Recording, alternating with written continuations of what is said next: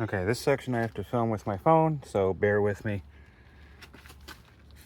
I have to take this little side panel off here.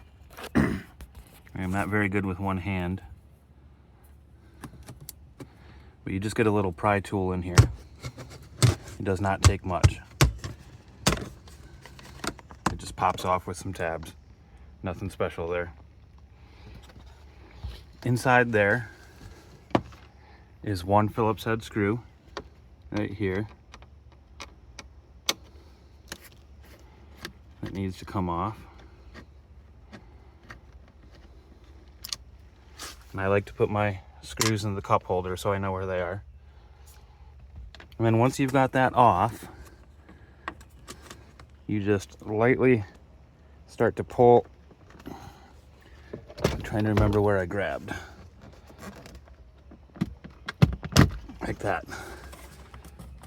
This just pops in. There are no screws after that one. So you just get some tools like this and gently work it out, which is a lot easier to do with two hands, by the way. So if it looked difficult, it isn't. And then what you end up with is access to those two silver screws there. All right, back inside the truck, you can see I've got that part of the dashboard apart now. I grabbed the 4-pack of these from, I think it was O'Reilly's, $15 or $20, something like that. This piece here has got to come off now, similar to the way that came off, except there's no screws in this one. You just get your little pry tool under an edge that you can fit it under, gently work it around. It's just clips, so don't pry hard. If it's not coming off, move to another spot and pry there. Nothing really special to see here.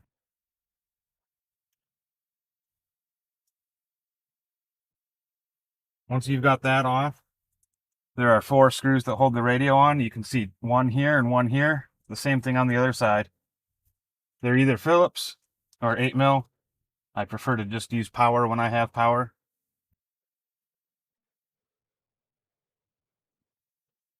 They've got a nice big hang on. They've got a nice big washer on them. So when you're pulling these things out, you can get your finger back there and make sure it doesn't fall off the socket, which is kind of nice. It also means you don't have to worry as much about, I don't want to say you don't want to worry about over tightening them. You definitely don't want to over tighten them, but you're not going to crack a piece of plastic by over tightening them, because they've got that nice big washer on there to spread things out. So that feels nice.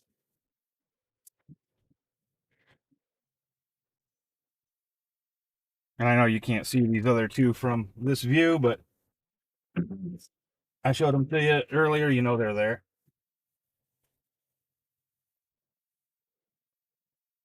There we go. Now there's a plastic trim piece along the bottom of the radio. Get my cell phone charger cable out of the way. There's a plastic trim piece here, and it's behind the shifter, but it's one piece all the way across, and it these trim pieces that we just pulled click into that. I think you can pull it now. Yeah, it just pops straight off. I like to put it back on after I've got the radio in. At this point, by the way, the radio is free. Yep, just like that. Now I'm going to get this out far enough that I can show you some of what it takes to install this, but not so far out that I have to unplug things because I don't want to reset my radio code, etc., etc., okay? So you'll still get a really good idea for it. And really all I need to do to show you how this works is this green harness down here. You can see is on the back of like the control knob area. This here is where it was from the factory. This is the plug here. The GROM VLine 2 comes with this guy, as well as 2 others, but they're basically the exact same thing. They come out to a Y cable here at the bottom. You plug the harness from the GROM into the appropriate harness on the radio, and then take the factory harness and plug it into the other end of the Y. that comes from the GROM unit. There's 2 more of those, basically exactly the same thing. Unplug your harness from the appropriate plug, and the instructions show very clearly what plugs you need. And really, you can't get it wrong. They only fit where they fit. So you unplug the factory harness from your radio, plug it into the VLine harness, plug the VLine harness into your radio. That's the wiring. The only exception to that is there is a wire for the reverse sense, so that it switches to your factory's backup cam view, right? And it comes with a little like self-tapping wire nut. But the hardest part, and it's not hard, the hardest part is identifying which wire in the harnesses is your reverse sense wire. It comes with instructions for that as well.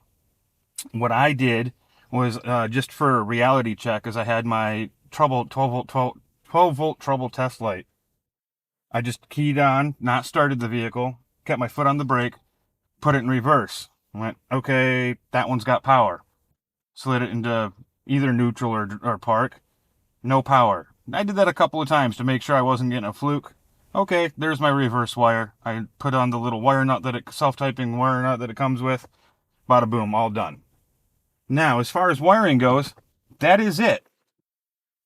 The GROM also comes with a GPS antenna and its own microphone for the Bluetooth and voice controls.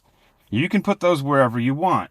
I actually don't use the GROM's GPS mic because I use the Android Auto, and so that uses my cell phone's GPS, not the GROM's GPS. But if you wanted to, you could.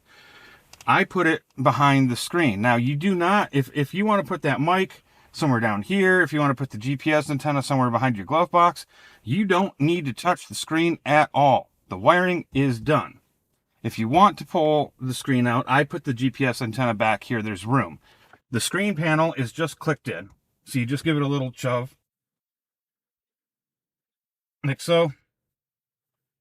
Mine has the center channel speaker, so I can only kind of pop it off or set it off to the side. I mean, I could unhook it. It's a simple harness. I just don't feel like it. And then this piece also is just clipped in. And what helps is if you find this little ear at the side, it gives you somewhere to just kind of pick up a little bit so you can get your tool in here. And if I remember right, it's not hard to remove this, but it helps to be able to have like 2 tools, because you need to be able to walk it and get down here.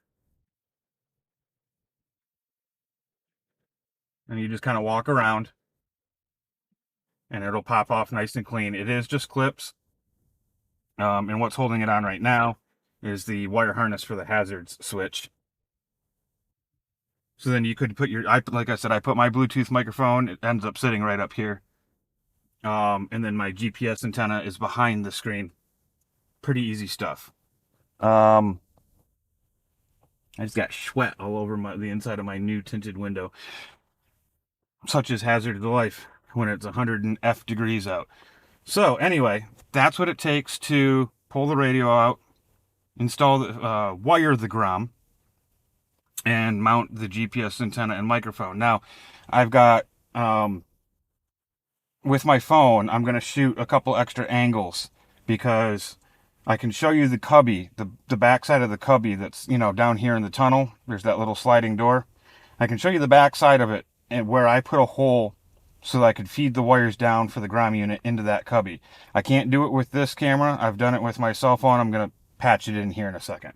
So I'm going to button this all back up. And then I'm going to walk through a couple of demos of the GROM unit itself, how it runs, how it operates, and then I'll tack that on to the end of this, okay? So with the magic of video editing, we're going to have it all back together. Okay, as I mentioned in the first part of this video, I want to show that opening that I created in the little cubby under the dash here, or in the dash here, to get the wires into the ground, where I mounted the GROM box. You can kind of see it down there in the center. I'm going to zoom in for you. It's right there. That is the little cubby that is accessible from the passenger side, like tunnel well area, which I'll also show. But all I did was put that 1-inch hole there. I think it's a 1 inch, might be 3/4. It's really easy to get to with the radio out. It's a little harder for me to get to with my phone for a video. It's one of those silly little things where, hey, it's not that hard to get to, but go ahead and get a camera to it. In any event, that is where I mounted, or where I put the wires through to get to the ground box. All right, this is that little panel I was talking about where I hid the V-line. Yeah, I haven't mounted it yet because I'm lazy, but there it is. The hole that I showed earlier is in this top corner. So as I mentioned, you can't see it when you open this up. And then you just close the door and pretend nothing's in there once you get to make sure the wires don't fall into this. Yeah.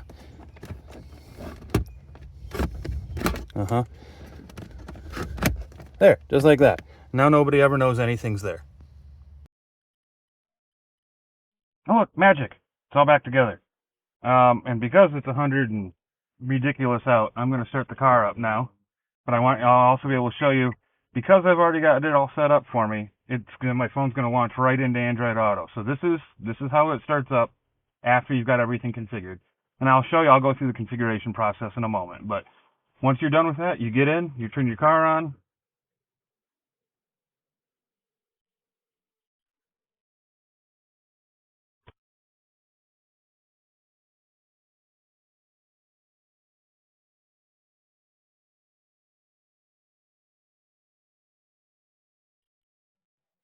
Oh, come on, Acura. No, I don't want auto up.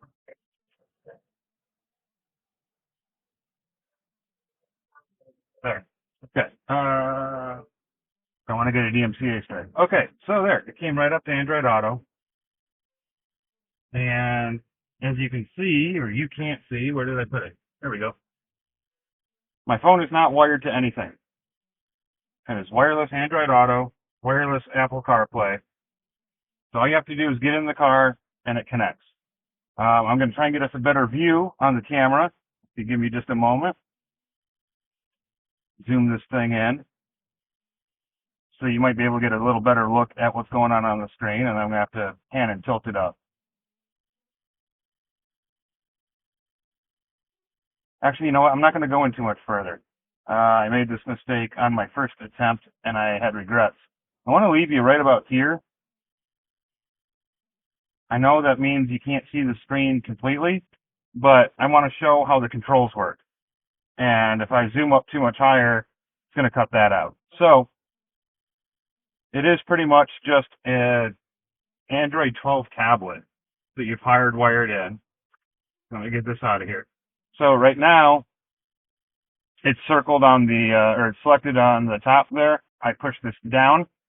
This is where I wish my camera was a little taller, but it's highlighted this down here. You can kind of see, if you just look, you can see it moving. I'm going to select that. I'm going to select it again so I get my list of apps for Android Auto.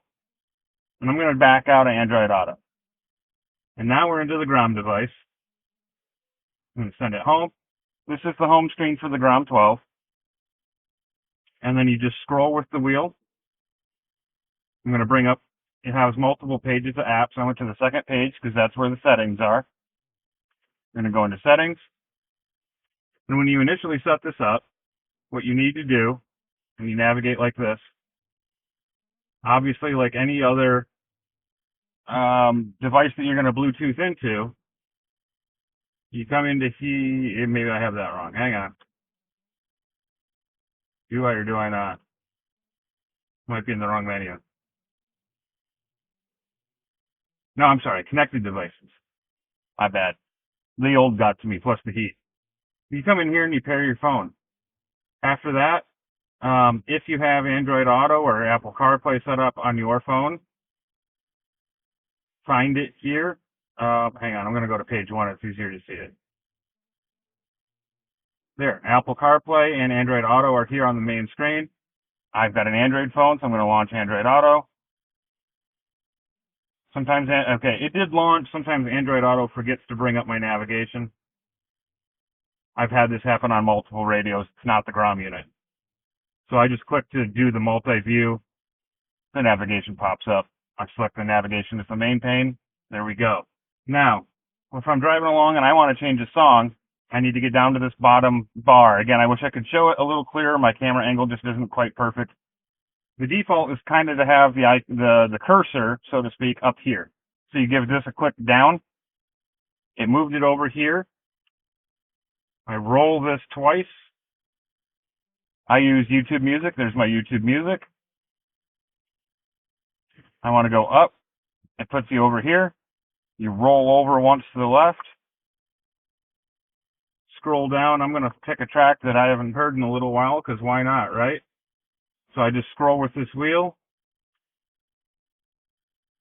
My track is loaded.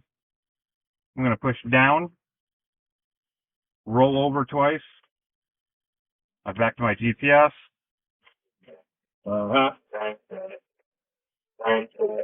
Yeah. And I've got my music. My steering wheel controls still work. All the controls here still work. Everything's buttoned up. And if you didn't know any better, you would think this is how the vehicle came. There are no exposed wires. Everything works. I should say, I'm sorry. So I'm going to go to the radio. Although, gag me, I hate the radio. Okay. And you can see that the factory sat nav came back up. The radio is working. In my case, and I think it varies slightly depending on what equipment package you have, this is where I recommend. The information on GROM Audio's website is phenomenal. The instructions that they send are fantastic. In my case, I push USB audio until it comes up with CDC for CD changer. And that also switched the screen back. I think I'm driving somewhere. That's funny. It switched the screen back to the Android Auto and moved the audio over. All in that one move. I didn't have to do multiple steps. I selected a source here. Boom, it came up. When I put it in reverse, there's the factory backup cam. Back into park. Back to Android Auto. It's a great unit. I can't tell you if it's going to work in your Acura MDX. I don't know all the models and all the trim levels, etc. This is a 2010. It's Canadian market. I'm here in the U.S. with it. All I know for certain is this one has all the available features for the 2010 model year. So I think they call that the Tech and Advanced. Canada's got their own, I think they called it a premium package or something to that effect. Different naming than the U.S. market. But I've got the DVD player. I've got the CD player. Had the factory sat nav. So that's why if you don't have all of these options, GROM's site made it sound like they have an option for most of the second gen MDX at least. They have options for other vehicles as well. Go to their site. I'm going to have the link in the description below this video. Highly recommend. It's been fantastic. If you have any questions that you think I can answer, I'll be happy to. I'm going to look in the comments as I can, but I really only know what it took to put it in this vehicle. As far as whether or not it would work in this vehicle, again, I looked on GROM's website, and based on that, it told me that it would work in here, and so that's why I went with it. So I hope that works for you as well, and I'm going to get back in the house where it's a little cooler and work on patching all these video clips together. I will see you if there's another video to be made. Let me know, actually, for that matter, if there's something about this vehicle that you want to know a little bit more about. I consider myself to be relatively handy, and I don't mind diving in a little bit. I'm not going to go gutting the whole car just because you want a YouTube video. If it's reasonable, though, let me know. I might look into something. I've got upgraded LED lighting for things like the puddle lights and such. So if you want to see things to that nature, drop a comment. What would you like me to make next about the Acura MDX, or really, in general? If there's a video that you think I could make and you'd like to see it, let me know. I'm always looking for suggestions. Until the next one, I'll see you later.